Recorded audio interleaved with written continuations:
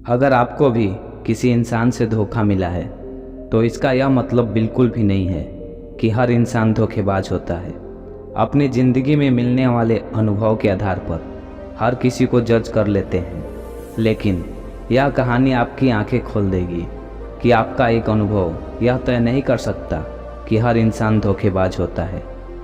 बहुत समय पहले की बात है, एक राज्य था जिसमें एक व्यापारी और उसकी पत्नी रहा करते थे। दोनों में बहुत प्रेम था। वे लोग रीति रिवाज को मानने वाले थे। उनकी घर की छत पर रात के वक्त हमेशा एक मिसाल जलती रहती थी। उस मिसाल को देखकर सब लोग यही कहा करते थे कि यह मिसाल दोनों के प्यार की मसाल है। हर कोई कहता था कि ऐसा जोड़ा तो पूरे राज्य में नहीं है। एक बार राजा और रानी बैठकर व्यापारी और उसकी पत्नी के विषय में बात कर रहे थे। राजा बोला, ऐसा कैसे संभव है कि इन दोनों में इतना प्रेम है? रानी ने कहा, जरूर व्यापारी बहुत समझदार और अपनी पत्नी से प्रेम करने वाला होगा, तभी दोनों की जिंदगी इतनी खुशहाल है। तब राजा ने कहा, नहीं, मुझे तो लगता है कि व्यापारी की पत्नी उससे बहुत प्रेम करती होगी और इसी कारण दोनों का प्रेम बना हुआ है। दोनों अपने अपने तर्क देने लगे। इस पर राजा बोले, क्यों ना हम इन दोनों की परीक्षा लें, जिससे कि हमें पता चले कि दोनों का प्रेम कितना गहरा है। रानी बोली, आपने तो मेरी मुंह की बात छीन ली। मेरा भी यही विचार है कि हम दोनों पति पत्नी की अलग अलग परीक्षा लेते और देखते हैं दोनों में से कौन कितना अधिक प्रेम करता है। राजा रानी दोनों ने आपस में योजना बना ली कि व्यापारी और उसकी पत्नी की क्या परीक्षा लेनी है। अगले दिन रानी ने एक दासी को पास बुलाया और बोली, दासी, तुम उस व्यापारी के पास जाओ, लेकिन याद रहे तब जाना जब उसकी पत्नी आसपास ना हो। जाकर उससे कहना कि हमारी रानी तुम्हारे प्रेम में पड़ गई है और यदि तुम अपनी पत्नी की हत्या कर दो तो वह तुमसे विवाह करने को तैयार है। दासी ने रानी की बात सुनी और वह व्यापारी के पास पहुंची और रानी का संदेश उसे सुना दिया। व्यापारी बोला, एक रानी तो क्या, यदि 100 रानी भी मुझसे विवाह करना चाहे तो भी मैं अपनी पत्नी को नहीं छोड़ सकता। आप जाकर रानी से कहिए कि अपने छोटे विचार को अपने पास ही रखें। कृपया करके जितना जल्दी हो सके यहाँ से चली जाओ। यह बात सुनकर दासी राज दरबार में पहुंची। दासी बोली, रानी, उस व्यापारी ने आपसे विवाह करने के लिए साफ साफ इनकार कर दिया। रानी बोली, इसका यह मतलब हुआ कि वह व्यापारी अपनी पत्नी से सचमुच में प्रेम करता है। राजा बोले, व्यापारी का प्रेम तो साबित हो गया, अब बारी है उसकी पत्नी की। राजा ने एक सैनिक को अपने पास बुलाया और कहा, सैनिक, व्यापारी की पत्नी के पास जाओ और उससे कहो यदि वह अपने पति की हत्या कर दे तो राजा तुमसे विवाह करके तुम्हें इस राज्य की रानी बना देंगे। सेनापति की यह बात सुनकर व्यापारी की पत्नी के मन में लालच आ गया। वह बोली, अगर ऐसी बात है तो आज रात 2 से 3 बजे के बीच ही मैं अपने पति की हत्या कर दूंगी। हमारी छत पर हमेशा एक मसाल जलती रहती है। जब मसाल बुझ जाए तब समझ जाना कि मैंने अपने पति की हत्या कर दी है। सेनापति व्यापारी की पत्नी के मुंह से ऐसे शब्द सुनकर भौचक्का रह गया, लेकिन उस वक्त वह उससे कुछ नहीं बोल सकता था। उसने दरबार में जाकर राजा रानी को पूरी बात बता दी। यह सुनकर राजा रानी दोनों हैरान हो गए।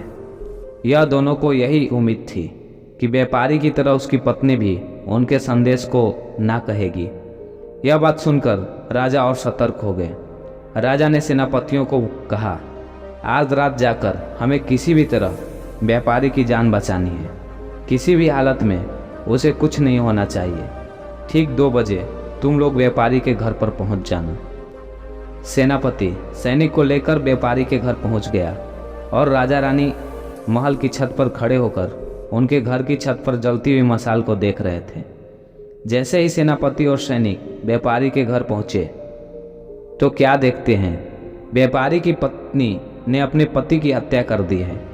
सैनिकों ने व्यापारी की पत्नी को रंगों हाथों पकड़ लिया। उधर राजा रानी भी देखते हैं कि व्यापारी के छत की मसाल बुझ चुकी है। व्यापारी की पत्नी को कारागार में डाल दिया। और उम्र कैद की सज़ा सुना दी। राजा दिन रात खुद को कोसने लगे। वह सोचने लगे, मेरी परीक्षा के कारण व्यापारी की जान चली गई।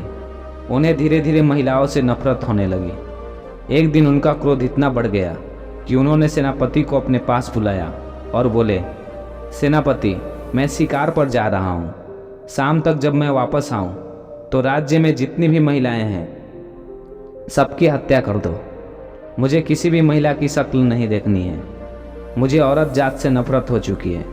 ऐसा कहकर राजा घोड़े पर सवार होकर तेजी से निकल गए।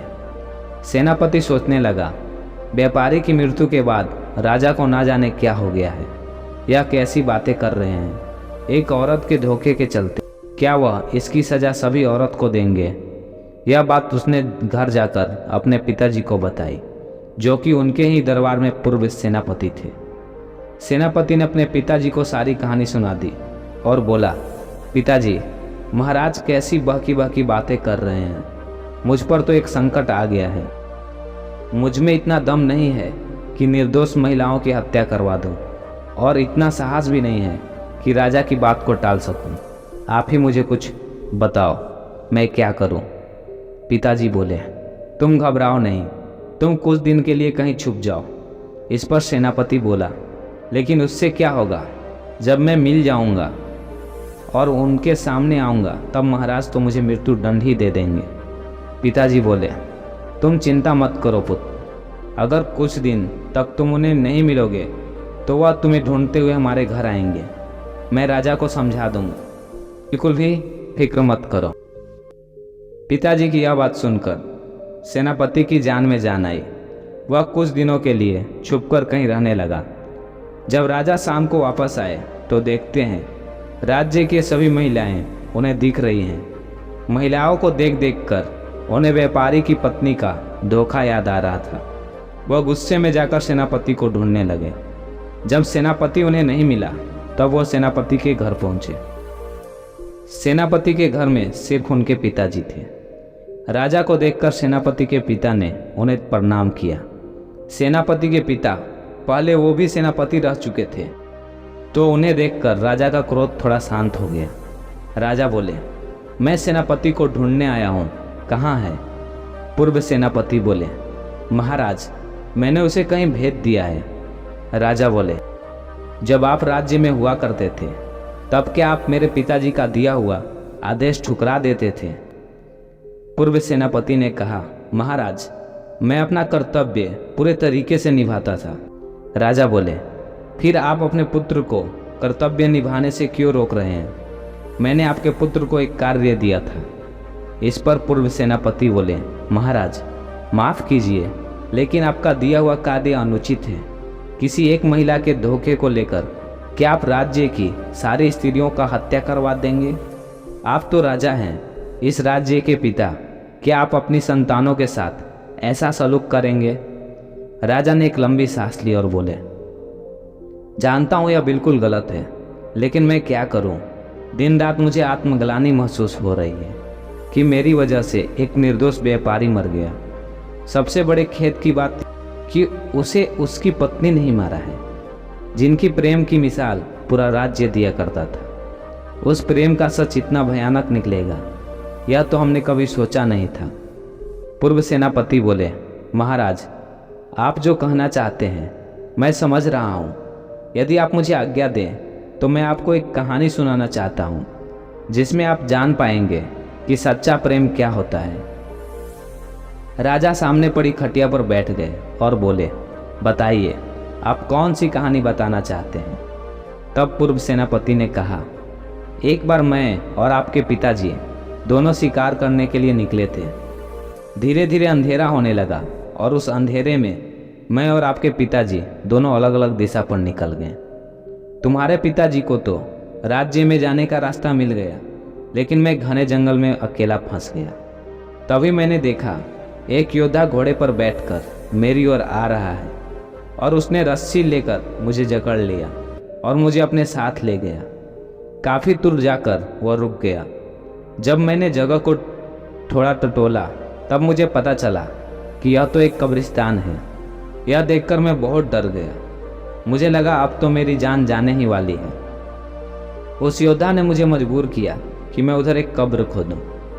मैं एक कब्र खोदने लगा और मेरे बगल में ही वह योद्धा दूसरी कब्र खोदने लगा।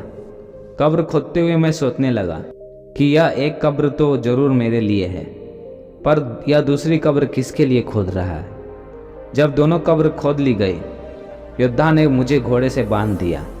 2 कदम पर ही एक खंडहर था। वहां जाकर वह वहां से एक लाश खींचते हुए लाया।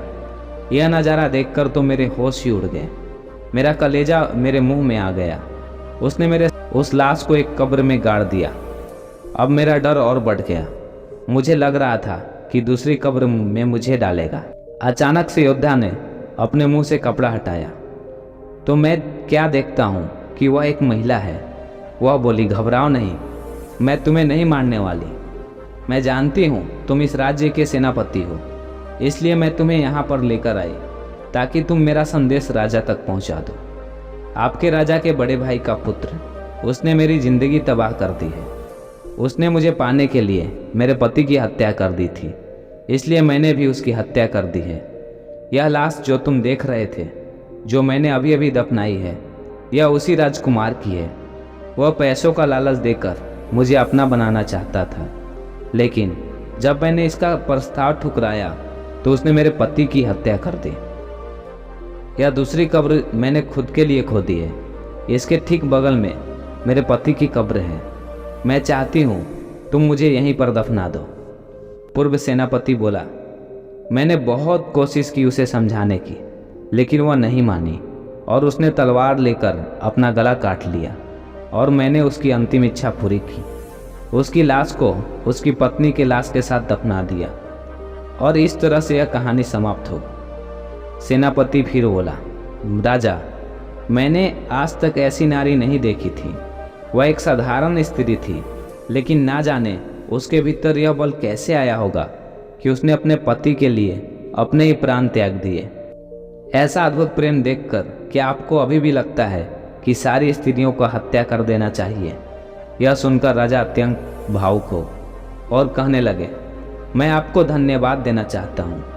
मैं समझ चुका हूँ कि संसार में सभी अलग लोग हैं और किसी एक के धोखे की सज़ा हमें बाकियों को नहीं देनी चाहिए। ऐसा कहकर राजा वहाँ से चला गया और धीरे धीरे स्त्रियों के प्रति उनकी दृष्टि बदलती गई। यह कहानी हमें यह शिक्षा देती है कि यदि जीवन में हमें धोखा मिला हो तो इसका मतलब यह नहीं है कि पूरी दुनिया ही धोखेबाज है। हर एक इंसान की एक अलग शख्सियत होती है। सबको एक पैमाने पर तोलना हमारी सबसे बड़ी भूल है। दोस्तों, आज के वीडियो में बस इतना ही। मिलते हैं एक नई वीडियो में। तब तक के लिए आप अपना ख्याल रखिएगा। ओम बुद्धाय नमः।